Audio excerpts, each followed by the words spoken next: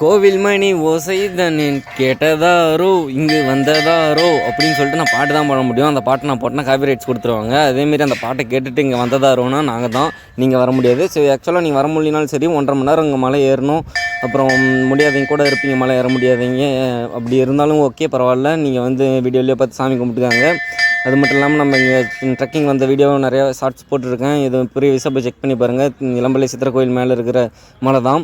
அப்புறம் இங்கே அது சேரன் சிவானா வந்து எல்லாத்துக்கும் பட்டை போட்டு விட்டுட்டு இருந்தார். அந்த பட்டை ஆக்சுவலாக திருநீற்றுப்பதிகத்தில் ஒரு இது இருக்குது அப்படின்னு சொல்லிட்டு அவர் எக்ஸ்பிளைன் பண்ணார்.